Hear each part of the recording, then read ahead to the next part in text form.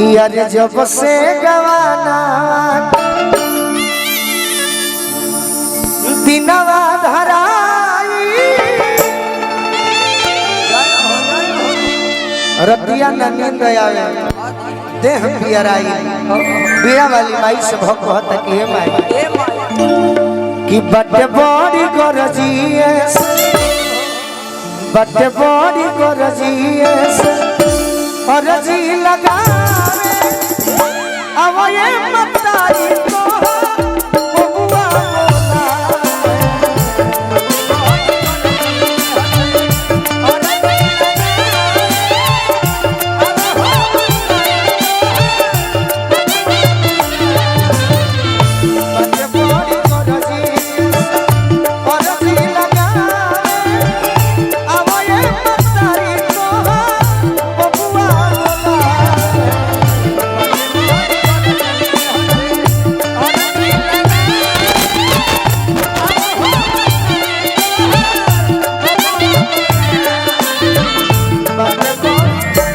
हमारा विक्की भैया की ओर से सुरेंद्र चाचा हमारे पैक्ष अध्यक्ष श्याम नंदन बाबा के भी आगमन भइल बा गोर लागतनी आशीर्वाद के प्रतीक्षा बा बड़े बड़ी गरजिए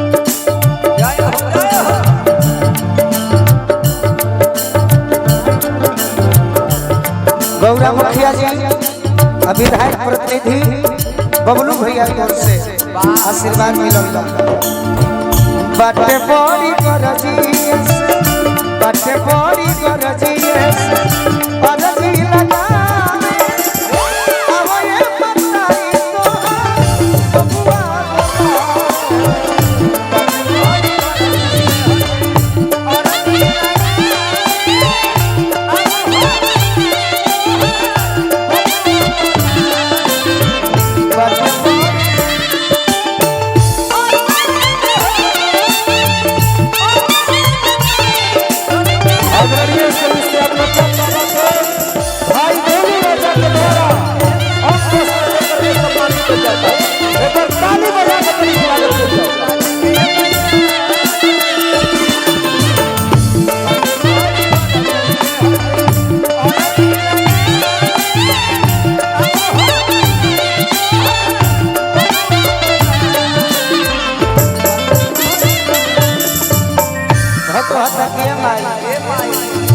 लोभी चाचा दुनिया में तारा लोभी हम ना देखनी हम वहीं पीछा बा छूटल बिना टूटल परवार हो बन जाके वैया गैया फसल मनधार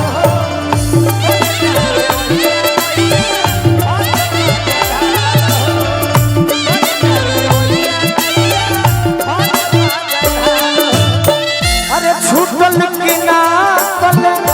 टूटल पतवार हो बन जाके वैया नैया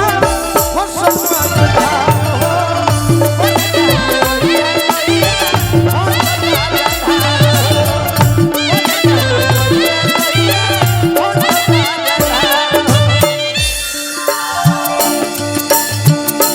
रोड पे गाड़ी यूपी नंबर है 5955 सोनी पांडे जी के गाड़ी निकाले के बिया 5955 यूपी नंबर भैया रोगा गाड़ी के भीरी चल जाई तनी ओकरा के पीछा करी 10 ले 5955 आई ए छूटल किनार टूटल पतवार हो बन जाके वैया नैया फसल मनधार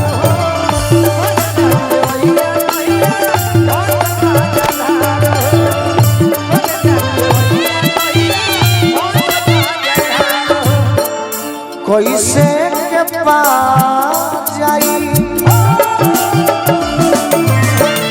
कैसे के पास जाई कैसे के पास जाई मोहरे नया आवे मताई को बबुआ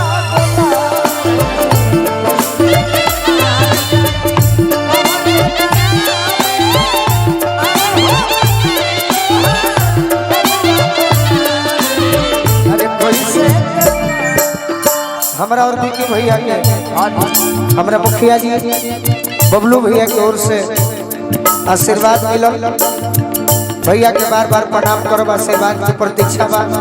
पद प्रतिष्ठा जीवन भर बन रहो। बोकारो में रहे वाला हमारे भाई तुषार ठाकुर जी के भी ओर से आशीर्वाद मिलल बा। जय भैया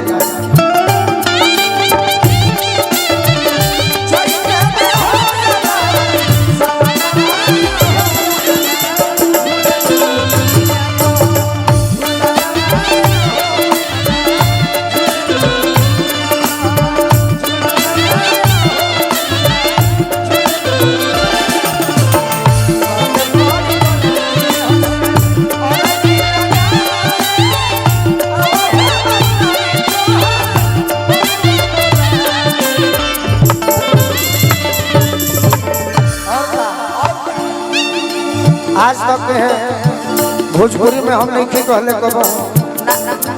कि हम ही सब कुछ है।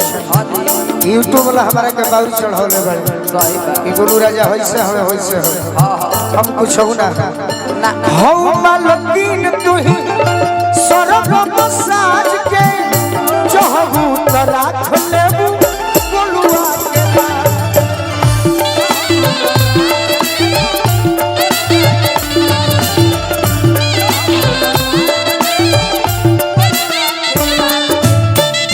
लकीन तू ही सरग साज के चहबू त राख लेबू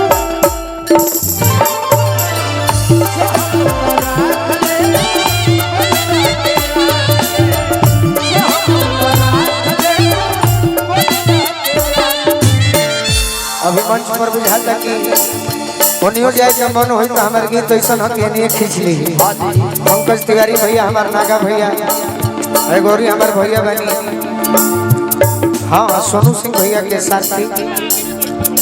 पंकज भैया नागा भैया के आगमन भइल कि सोनू समदी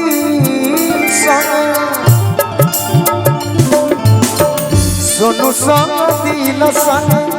सोनू समदी लसन सिरावा झुकावे कि सोनू समदी संगे सिरावा झुकावे अब आवे मतारी तोहार बबुआ